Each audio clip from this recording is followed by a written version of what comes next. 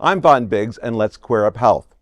Testicular Cancer Foundation releases bold guide to break the silence and save young men's lives. The Testicular Cancer Foundation has released If These Balls Could Talk, a guide to testicular cancer, a direct and practical resource addressing the most common cancer in men ages 15 to 35. Testicular cancer has a 5-year survival rate above 95% when detected early, yet most young men cannot even name one symptom. The foundation says lack of awareness is exactly what delays diagnosis and puts lives at risk. This new 22-chapter guide delivers plain language information without sugarcoating the reality. It covers early symptoms, diagnosis, surgical options, chemotherapy, radiation, fertility preservation, sexual health, mental health, and survivorship.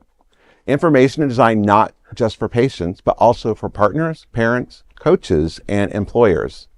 Kane, CEO of the Testicular Cancer Foundation, says, quote, "Knowledge is what turns a terrifying diagnosis into a manageable one."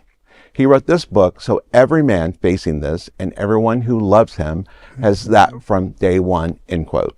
For Kane, this mission is personal. His father was diagnosed with testicular cancer during Kane's senior year in high school, when reliable centralized guidance was almost impossible to find.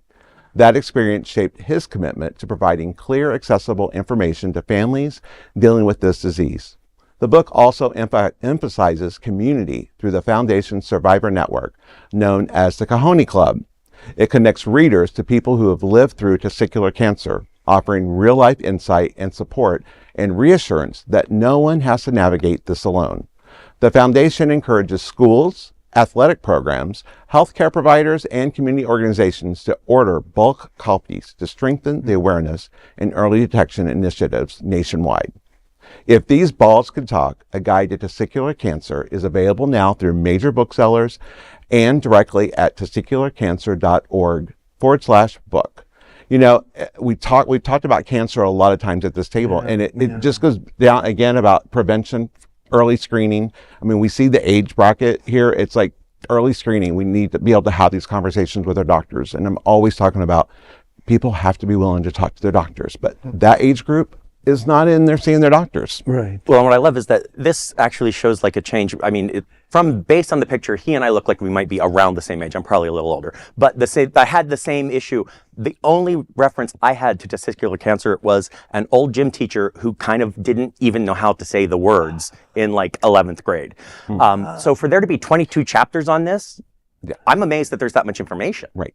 Right. I was going to make a joke and say it takes some balls to make a book about balls, but actually it's really good. You know, it destigmatizes exactly what's going on. I'm 38 years old. I'm out of that age bracket, but you know, I don't know that I'm immune from it. I don't know that anybody's immune from it. Right. I mean, this gentleman's father was diagnosed, so I want to think that his father was over 35. So just because it's common between 15 and 35 doesn't mean that you might not experience that in your lifetime. Right. So, you know, get in the shower and feel yourself up a little bit. You know, it's quite enjoyable. Or let your partner. Lots of times that's the best way to do it. Absolutely. Right. Let your partner do it. It feels good.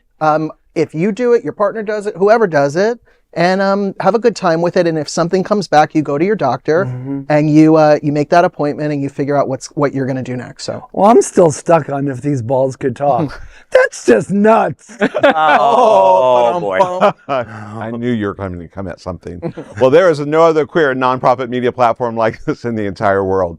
Support our LGBTQ stories by sharing them and subscribing to Queer News Tonight.